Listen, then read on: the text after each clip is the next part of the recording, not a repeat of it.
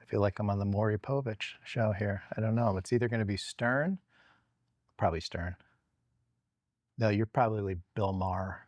That he drops F-bombs and questions, and he has people from both Mr. sides of the Jones, political. it is your child. No. Sorry. Which was at Springer. We were literally hiring right out of Penn State and having them relocate to Scranton to help us build these things. So there's a lot more I could say on the growth side, but at the end of the day, I've spent 27 years of my career focused on growth. I wanted the blueprint, the steps, the how-to. The book is broken out into the process, starting with cleaning up your books, how to really get your financial house in order, how to prepare for due diligence. Well, we answer all of those questions in the book. So welcome to episode 11. We're going to do a little different this time. I'm going to be interviewing Kris Jones. The reason why we're here today, the man, the myth, the legend, the author of The Entrepreneur's Exit Playbook. This takes a look at Kris's career, Kris's life as an entrepreneur, how he got it done, and what you could learn from what he did wrong. No, I'm kidding. So we'll start with some questions, Kris. So you say in the book that every business is either growing or being sold. What led you to this perspective, and how did it influence Pepper Jam to eBay? It's a great question. So having studied how to do this successfully, one of the first things I learned was that, well, by the way, I should mention that I should preface it by saying that my entire career has been dedicated to studying and understanding why the majority of entrepreneurs fail, and why a smaller percentage succeed. And those of us that succeed are able to rinse and repeat and create extraordinary type of impact. So that as a backdrop to this question.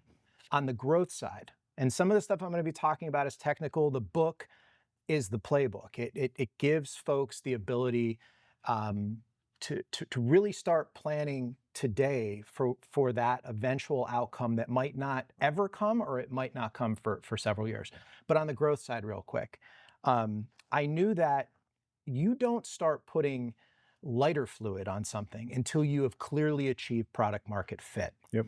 So if your business has achieved product market fit, like Pepper Jam did back in the day, for example, or we could talk about a lot of my other startups in this interview, once you know that you've achieved product market fit, you're in a perfect position to disproportionately focus on growth. Because if you could demonstrate significant year-over-year growth, I mean 100 or even 3-4x, the multiple that you're going to get, the interest you're going to get on the sell side is just bananas.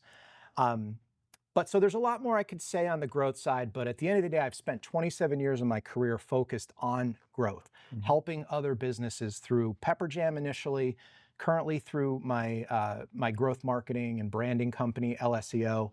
So that's an area of expertise. But once you get the product market fit, then it's time to put the lighter fluid on it and scale it. Now on the sell side, it requires, like we've talked about on our podcast, tons and tons and tons of strategic, tactical implementation of structure, process, removing and considering this idea of like skeletons in your closet or killing dead dogs, which I talk about in the book and is in our M&A checklist. That's the sell side. That's holding yourself to a ridiculously high standard for running a really well-oiled machine, such that when that day comes for a sale, you are super buttoned up. So that's kind of how I think about it. This idea of growth versus selling, you're either doing one or the other. The truth is that you need to do both. But I would strongly suggest that one of the reasons the playbook is so important is that this book not only shares personal stories of pretty much every startup I've ever invested in, and I might have missed a few. So for the founders that I invested in that weren't mentioned in the book, I apologize, but I probably mentioned 15 different companies in that book. And my advice is to read that playbook so that you could really balance the interests of growth versus, how you really massage those numbers to prepare for the best exit. Yeah, so you're the actually second person to ever say that to me. Yeah. You're either growing or selling. My dad actually said that to me when we started in business. When I started in business 15 years ago, 20 years ago, growing or selling is super key. As you're going through the growth part, before you get to the sell part, how do you create a business that isn't owner or founder reliant from a culture aspect, whatever it might be? This is huge. This is huge. And with my first company, Pepper Jam, I was self-aware that when people thought of the brand, particularly early on, they thought of me. But I actually did a pretty good job of sharing and distributing that responsibility, not only to run the company, but to be the face of the company. And so my advice would be that for people out there like me, and in the marketing space, a lot of us, use our names. I didn't, but I have a friend, Bruce Clay. It's Bruce Clay, Consulting, and there's a lot of that. So the best advice I could give is to really sort of decentralize the power, build your team, such that when you eventually do get to an exit process, and by the way, even before that, strategic partnerships, people evaluating whether or not your company is going to be able to deliver. If all they know is Ed Button or Kris Jones or whoever, they're going to be potentially a little bit skeptical that we might get hit by a bus. So I just can't emphasize it enough. We talk about it in the book, which is this idea of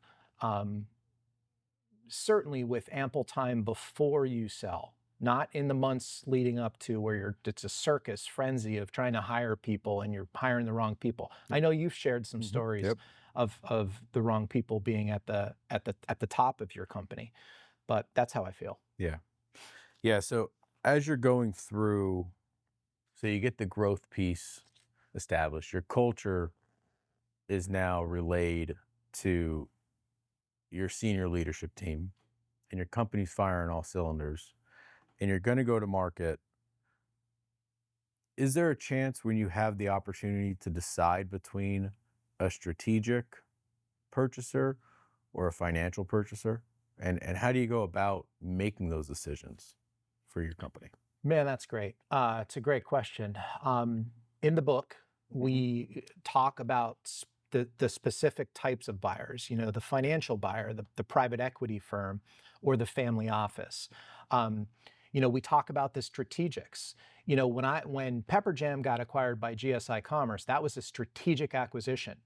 When eBay came in and bought assets of GSI Commerce, which included Pepper Jam, that was a strategic. Another thing that we see are these sort of individual buyers, right? So it's the person who's had either business success or have been through the exit process, who already has the financial backing, and so they'll come in to smaller companies, call it $1 to $3 million or $2 to $5 million companies, and their pitch will be like, "Hey, do you want to retire?" And so. In the last episode, and in most episodes of our podcast, we talk about this idea of optionality. But as it relates to the different types, we talk about it in the book. We reference it in our podcasts. It really depends on what you want your outcome to be. If you want to have much larger upside because you really believe that what you've built, it's in its infancy or really hasn't seen really its capability yet, and through an acquisition or a roll-up strategy, which they do in PE, that you could really have a lot of chips in a second opportunity after the initial transaction. So in that instance, private equity is your friend. But like I say in the book, private equity, they have no emotion. So you may have this vision of being part of the roll-up only to find out that candidly, not only because the PE company might be non-emotional, but because there might be somebody more qualified really to manage, say, a $20 million company if you were managing a $10 million company. So there's a lot of nuances to it. For me, the strategic is how I think, right? So anybody that's watching this right now or have read the book, which by the way is out in paperback, audiobook, which I narrated, and also ebook. But for anybody watching right now, know that your competitors are your frenemies. That you should have a list. In fact, anybody listening right now, and I mentioned this in the book, should create a list of, call it the top 5. Call it your mission 5. Call it your outcome 5, your outcome 8. That these are the dream or the strategics that could buy you. Because while for a lot of entrepreneurs, how much is how they evaluate whether or not it was a successful transaction. The reality is that it becomes your legacy. I couldn't have written my personal story any better. I refer in past episodes of this podcast as really being lucky.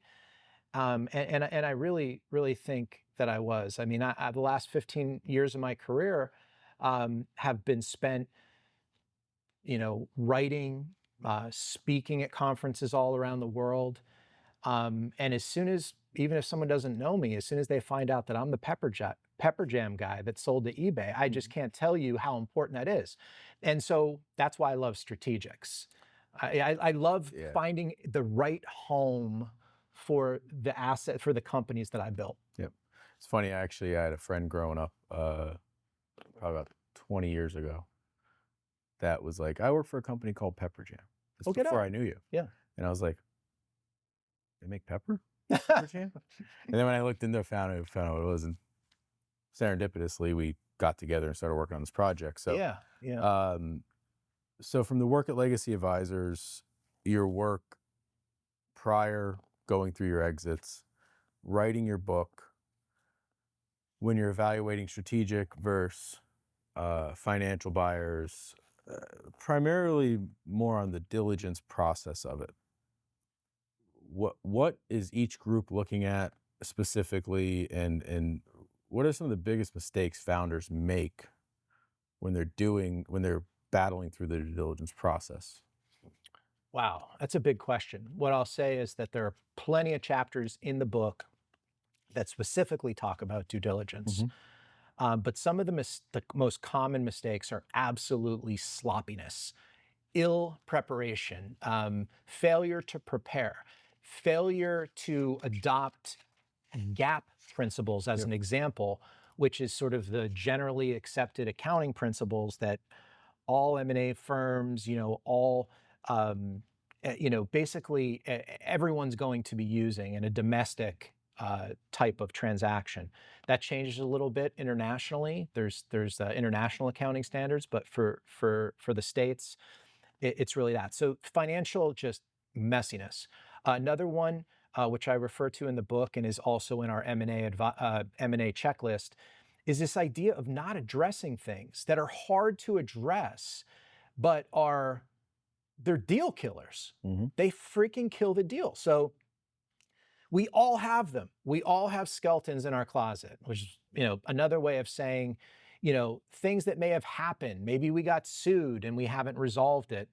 Maybe we've had a certain employee in a senior role on the team that really has not been performing, and it's going to become abundantly clear during due diligence. And so whatever those are, like your previous question was like 12 months prior. Like, you're going to need at least 12 months to clean up all of that. And so those are some of the things, but I love the style of our podcast. And so I sort of adopted it for the book, which is storytelling, and so there's a lot of personal stories. There's actually a number of things, probably 5 to 10 or maybe even more things that I have never shared publicly about transactions that I've been part of that are in some cases astonishing. Yeah. It's just that everybody wants to talk about the Pepper Jam story because it is such a freaking unbelievable story. So Yeah. So to recap, basically, stop the financial gymnastics. yes. Keep it clean. Get in front of the issues. And just be honest about what your company is and what it provides, and focus on the good parts of your business. Get all the junk out first. And like you said about some other transactions, things like that. So the Facebook deal with PathMap caught my attention. He said it was like 13 million bucks. Nobody knows this one yet because Yeah. they didn't. Well, the ones that read the book know this So- one. So what did you learn from that experience, and how do you avoid those pitfalls going forward? All right. So what you're referring to is a section of the book where I talk about one of my the businesses I co-founded after Pepper Jam. It was we called it Appic Mobile Apps. It was a boutique, high-end mobile app development agency, like right around when iOS took off, et cetera. But here was the thing: the business model wasn't just to build apps. It was to actually be an incubator for our own app ideas that we would fund with positive cash flow from the mobile app development business. So we had a number of companies that come out of that. The first one was called Invaders. Invaders. It was basically an iPad app that was a mashup between like shooting your Facebook friends and Space Invaders. Never made any money on that. Although I don't think that was the intent. We were just trying to see if we could build something that went viral or got national press. And we were the Proof of work, kind of. What's that? Proof of work, kind of. Yeah, and you know, the whole ethos at Appic was always this kind of playful, like most all of my team was from where I went to undergrad, Penn State University. So what we were doing is we were literally hiring right out of Penn State and having them relocate to Scranton to help us build these things. So the second one is called PathMap, which I'll answer your question. The third one was called French Girls, which we would go on to raise over $6 million from, which included a celebrity crazy investor that I mentioned in the book. I'm not going to share it right now. People are going to have to buy the book. But PathMap, mobile A/B testing platform. We created it because we realized that this concept of A/B testing was so popular for web. There's a company called Optimizely at the time that was doing that, but nobody had touched it for mobile. So we were like, okay, let's see if we could build a mobile A/B testing platform. It was taking a little bit longer than we expected. And in that process, and this is really important to the story here, in that process of thinking about how to go to market, one of the guys on the team said, why don't we apply for TechCrunch Disrupt? And TechCrunch is still relevant today, but back then, TechCrunch.com was like the leading tech publication. And they held this annual or biannual conference called TechCrunch Disrupt. And they held this competition for up and coming startups. And there's crazy startups that went through this competition. So the fact that we applied and got accepted is redonkulous. But we got accepted to TechCrunch Startup Battlefield. So we went on stage in San Francisco and pitched PathMap before we even went to market with it. The level of interest that we got of being acquire hired, which is by definition, which is in the book. The idea is where you haven't actually gone to market yet, so they don't have like normal multiples of like revenue and stuff, but they look at the talent of the team. And they looked at our team and they said, wow, this is a super talented team. So we had interest from Yahoo at that time, PayPal, Optimizely. I remember multiple meetings with the founders of Optimizely where we would fly out to San Francisco with them. But there was one that stood out.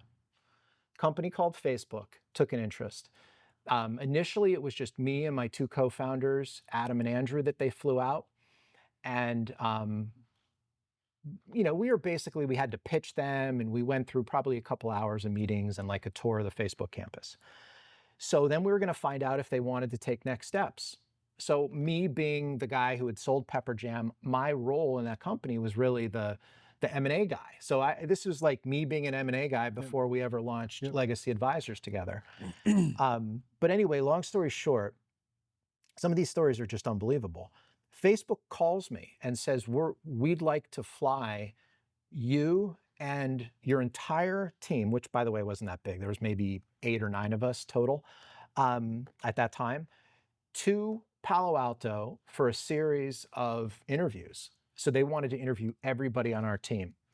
My role in that, I didn't get interviewed because it was pretty clear that I was a founder, but I was really the lead investor. And this is just, I wasn't going to relocate to Palo Alto. And so they invited us all out, but my role was the negotiator. So I literally went out on the Facebook campus for lunch with the head of M&A. I sat in all the important meetings while the rest of my team got interviewed. That's super cool. And so we got to a point of $13 million that the deal was going to get done. They were going to do acquire hire. They're going to buy the entire team, the IP for PathMap. And so when we were out there, they paid for everything. And we got like an extra, there was a day in the beginning and a day at the end where, I was probably at least 10 to 15 years senior. Most of the employees who at that time were in their 20s, I was probably mid 30s. And we just, I had been to Palo Alto before. So I was like, hey guys, you want to walk the campus at Stanford? And so we took a long walk around Stanford. All these 20-year-olds are dreaming like, oh my God, we're about to become part of Facebook. Long story longer. What happened was I got a phone call once we had gotten back to Scranton saying that there was a strategic change at Facebook and they were rescinding the deal that had never truly been, it was only verbalized, it wasn't formalized. We were just talking about like where they were thinking. Now for me, I already had a successful exit. I had this extraordinary storyline. I mean, I was disappointed, but my co-founders were devastated. Oh yeah. And so what happened was, it was terrible. Like I became like relationship counselor. Mm-hmm. But interestingly enough, as we thought about what our next move was going to be with PathMap and Epic, these crazy, brilliant Penn Staters came up with the idea to hold a hackathon at Epic, which I ended up buying the pizza for and stuff like that. And they came up with another app, which I'm not going to talk about now because it wasn't in your question. It was called French Girls app. Mm-hmm. And we ended up with celebrity and professional athlete investors, which I managed all of it. We ended up raising a $5 million round led by Index Ventures and this celebrity investor that I mentioned in the book. So that whole thing is a pretty crazy story, but it gives people watching, even though I was long-winded, a sense of what I tried to do with the book, which was to bring them right into my life. I mean, I don't have enough time right now to tell you about that emotional fallout. Yeah. I was definitely the dad in the situations, and hurting myself, but telling these guys like, hey, we have a business plan. Here's what we're going to do. And who would have ever thought that within weeks after Facebook rescinding the $13 million verbal offer, that somehow we would have built something so special in French Girls? Yeah, I mean, that's a lot what we talk about too. A lot in your book is the mindset, the emotional side of things. How do you get through it? Everybody gets their head ready to be in business, but when you get those offers and those numbers, like you've been through it, having help other people through it's super cool. And they're fortunate that you were there to help them with it, because a lot of founders don't get that person that's been through it to talk. Yeah, there never would have been a French Girls without an adult in the room that could have talked some strategic sense to them. Yeah, so going from PathMap to French Girls, that was probably more of a bootstrap business, focusing on the actual outcomes of it. It wasn't something that you guys were taking to market super quick. How do you guys focus those strategies? How do you recommend founders focus those strategies of, do you bootstrap it? Do you raise money? Do you go to VC? What do you do? How do you do those things? So this is a personal preference. I will answer this question by saying that there are two types of, generally speaking, two types of businesses. One is I call lifestyle businesses, and one that I consider to be businesses that are built to eventually sell or go out of business. Yep. And so that's how I think about that piece of it. But as it relates to giving founders sort of advice on raising money, I think it's personal. If you've achieved product market fit and you need the lighter fluid that I referred to earlier, I am 100% supportive of someone accessing outside capital. But venture is kind of like the third rung of capital. You kind of start with your own ability to max your credit cards, then you go to friend and family, Uncle Larry, Uncle Tony, rich Aunt Friends, Susie, family, whoever. fools type of stuff. Yeah, you try to find the most willing to say, yeah, I believe in young Ed or young Kris or whoever. But once you get through the friend and family, you start learning about banks and bank financing or my preferred type of financing when it comes to this level, which is through government-supported type of opportunities. Almost everywhere in the United States of America, your local city has a chamber of commerce. And that chamber of commerce, one of the roles is to try to help, small businesses access capital. But then you could move up to a regional, sort of like county or state or federal. So that whole rung. And then we get to somewhere along the lines here are angel investors. They could sit anywhere you kind of want them to. They're like the first money in. And then we get to venture, and then we get to private equity, et cetera. So each of what I just shared, from my own tapping into those resources, kind of sort of go in the order that I just shared. So I try to, wring the sponge of opportunity of my own ability to finance. Then I think about friends and family, maybe angels, since of who I am. Because one of the more popular questions I've had asked over the years, like, Kris, how could you raise money so quickly? It's because I've built relationships with high net worth people that are in the at least the hobby of or in the business of investing in other startups. So, but again, the book covers a lot of this. I kind of wish, and when I think about sort of, I don't know, what do you call it, like the second half or season 2 of the Legacy Advisors podcast, I want to dive into these things more. I want to have a full episode on private equity. Maybe, you've obviously dabbled in private equity, but we may want to bring on a guest for that. I'd love to do the same thing with venture capital. I'd love to do the same thing with brand. How do you create, I'm exaggerating, but like an iconic brand? Yep. Like, how do you really unlock the brand's potential to create growth and virality? Yeah. Yeah. So we've gone through a lot of years of experience. So understanding your growing or selling, your culture, preparing mentally for the exit, and hopefully getting the exit. Once you get to those places, how do you evaluate earnouts, equity rollovers, those different challenges you might see, the deal structure, and what advice would you give our listeners for that? So that's why I wrote this book. I wanted the blueprint, the steps, the how-to on every single question that you just alluded to there. The book is broken out into the process of M&A, from starting with cleaning up your books and addressing those skeletons and the dead dogs and all of that jazz, all the way through how to really get your financial house in order, how to prepare for due diligence, all of those various things. And so there's a lot of different things that you reference there that are all, most people listening are probably like, man, I can't answer any of those questions. Well, we answer all of those questions in the book. And for what it's worth, I wrote this book.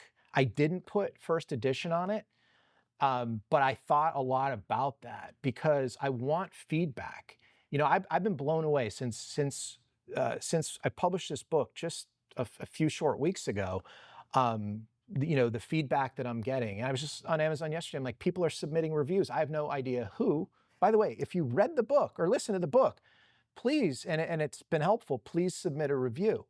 But getting back to the first edition thing, I really believe that I did my best to cover everything, Ed, in this book.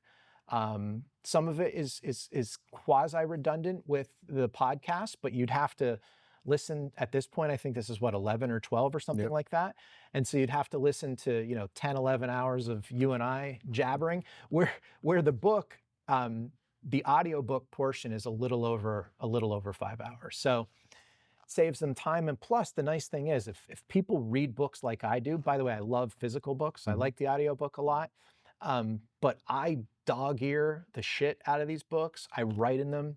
And I structured the book with, which we might get to, some strategic structuring to help people be able to interact with the text. Yeah, so one of the big parts of the book is the checklist, understanding what steps you can go through to really exit correctly, follow your plan. Plans are plans. For business owners, it's not always going to work out exactly to plan. As long as the goal comes out a lot like what you want, I would consider it successful. But let me start over there. So with the exit checklist in your book, how have you helped founders succeed after selling, especially when a buyer's approach unexpectedly? All right, so on that particular question, which is a crazy segue from the previous one, is that I'm going to be honest. People ask me, I actually was just asked a few days ago by some young entrepreneurs. They love to ask, when did you make your first million and how did you do it? Here's what I'll say. And do you still have it? Probably not. It's been recycled. It's been recycled. It's in my kids' education. But no, here's the thing. I'm an 85-15 principle guy. I'm all about focusing energy. So I love this idea of checklists and worksheets. Maybe I'm not, at the end of the day, maybe it's a crutch for the fact that I want shortcuts, but I want streamlined strategic shortcuts. So to answer your question, my first million was created by a simple process, 3 steps. It's crazy simple, but it's how I made my first $1 million at the age of like 22, 23. Number 1, find something that works. Number 2, replicate it. Number 3, scale it. I'm not going to share right now because each of those break down into different ideas. No, I don't even know if I mention it in the book, but I give them at the end of every single chapter in this book is an interactive element, either a worksheet or a checklist that the reader could then use to 85-15. Listen, I mean, I don't know. I graduated from Penn State with a 3.79 GPA, right? That was pretty good, but it wasn't perfect. It was what is the math on that? About 90, 95% there. I leave myself 15% of being freaking human. The worksheets and the checklists in here will allow you to do the same.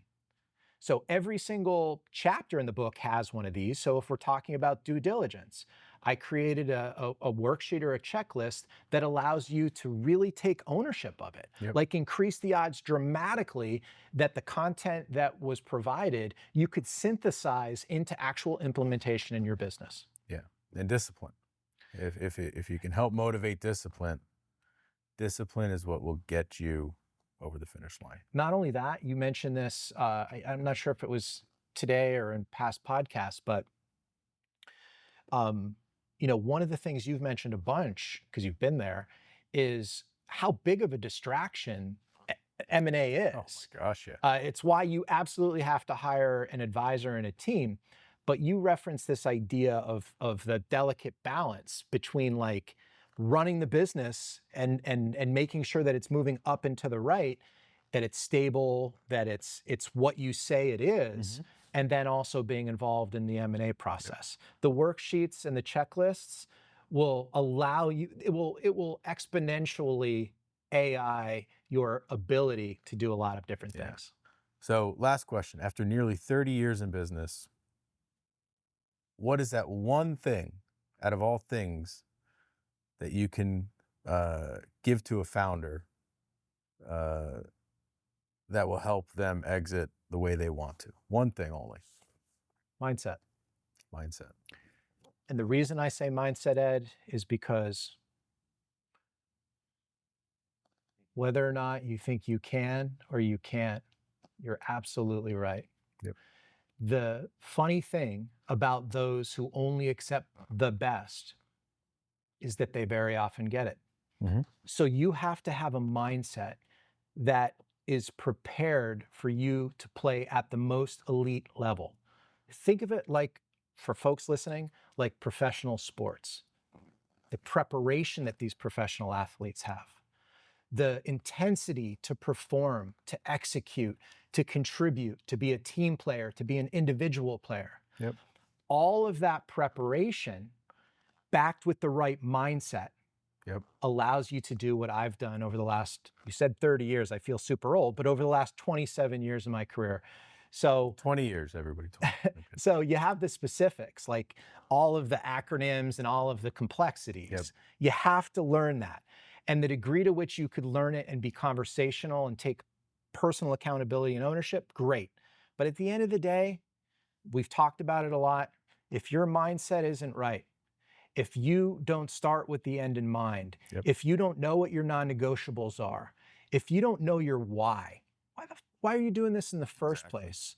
And making sure that that is going to help you get through the process to the finish line, which is so elusive. But getting to the finish line, mindset will get you there. Yep. It's the strongest muscle in the body. That's true. So ultimate guide to a successful business exit. Kris Jones, the Entrepreneur's Exit Playbook. Thanks today for sharing all your insight. Thanks, brother. I appreciate everything you've done for me and everything you're doing for everybody else in the book. Thanks, brother. Thank you so much.